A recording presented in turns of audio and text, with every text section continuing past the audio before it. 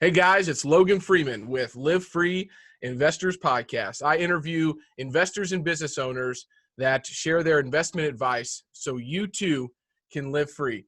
Today we've got a special guest, Spencer Gray with Gray Capital, and I'm excited to talk with Spencer. I think you guys are going to get a lot of value out of today's content. We're going to actually break this up into three different parts, and we're going to talk through three different questions that I proposed to Spencer. But Spencer, why don't you give us a little bit of the background of Gray Capital, how you got started in real estate, how you've scaled up to over $750 million of assets under management and 8,800 units in your portfolio.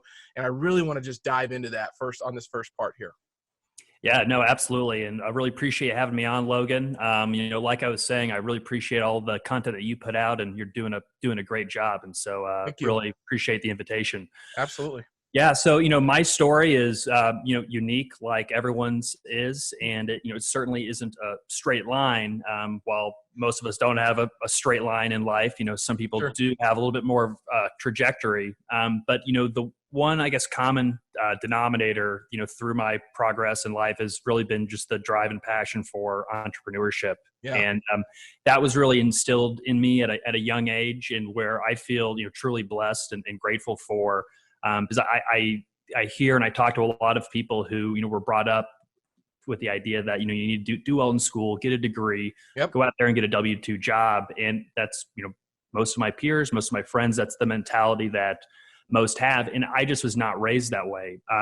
Both of my parents were entrepreneurs. They started with nothing. They were living on a small little farmhouse outside of Indianapolis. And they were trying to find every business idea that they could discover to try to, make a life for themselves. And, they looked into, recycling systems to franchise, and they thought about getting through the live lobster business at some point. I guess my dad had a tub full of lobsters at one point, and they went through a lot of failures.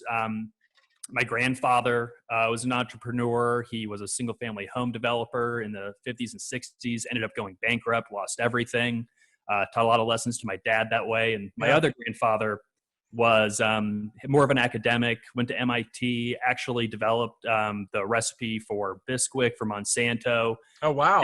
Didn't get any of the credit for that because he was working for Monsanto, but ended up leaving and starting his own company, designing industrial mixers, essentially. Okay. So just the idea of, building your own business and really just carving out your own path in life has always been something that's been a part of what I wanted to do.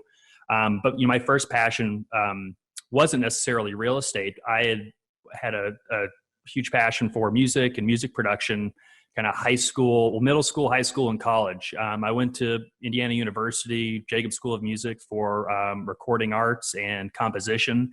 I wanted to run a recording studio and make and produce music, write music. And that's what I did for, well over a decade of my life, until I realized that, what I really had a passion for was building businesses and being an entrepreneur.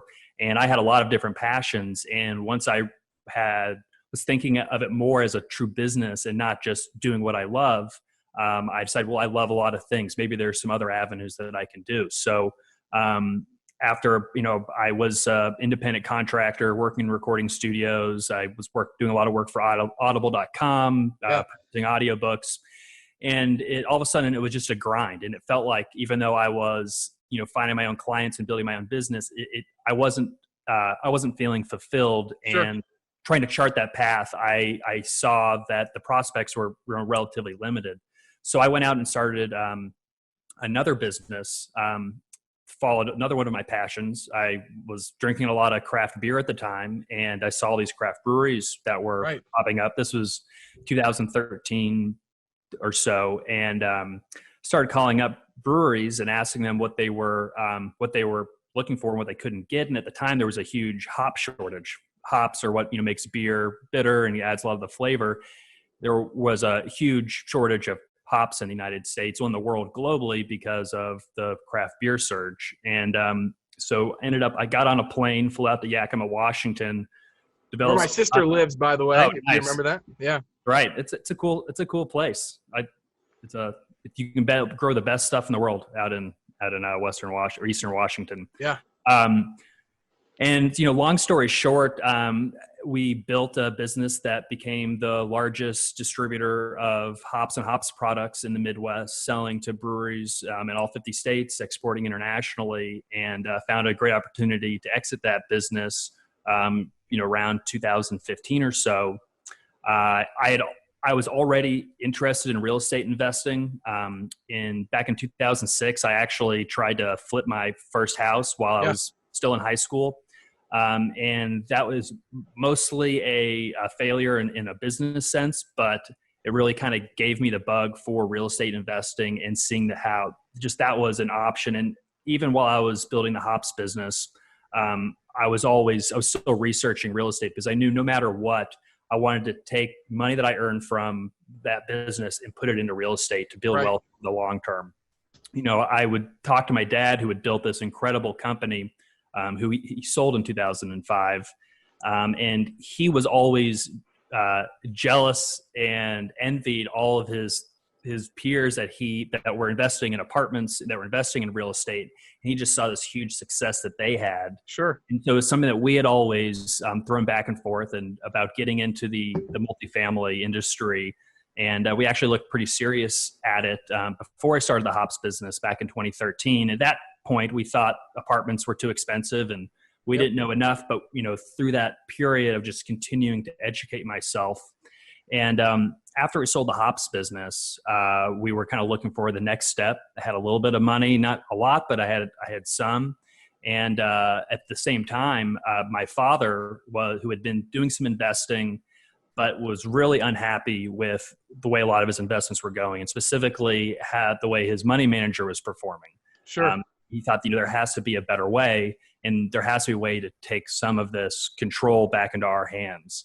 And I was already establishing some relationships with some multifamily operators in Indianapolis, and was moving forward with forming a co-general partnership with one to provide some capital and to purchase an apartment building in Indianapolis. Eventually, I essentially went to my dad, and I went to some other family members and said, "Hey, why don't we start, a family business of sorts where we are investing in multifamily assets. We build a portfolio. We don't just go after, one deal, but we really build this robust portfolio." Sure. And there was interest there, and I was going to be doing all the legwork. And eventually, we did our first deal, and then we did the next deal. Spencer, what year was the first deal in? end of 2015 was the first deal. Yeah. So before 2015, 0 units. 0 units. And 2020, 8,800. Yep, 8,800. I just want everybody to hear that. 0 in 2015, 8,800 in 2020. That is incredible. Okay, great. Appreciate it. And so we would have never been able to accomplish that. First, if we were doing things all on our own, if we were just going to go out, let's go buy, one deal at a time, because we started with the idea of let's buy single family homes, let's buy duplexes, triplexes. The more we learned, the more we networked, we understood the power of scale of multifamily, the advantages, and the strength of the asset class in general. And so we found some partners out there who were frankly knew a lot more than we did at the time, already had operations in place.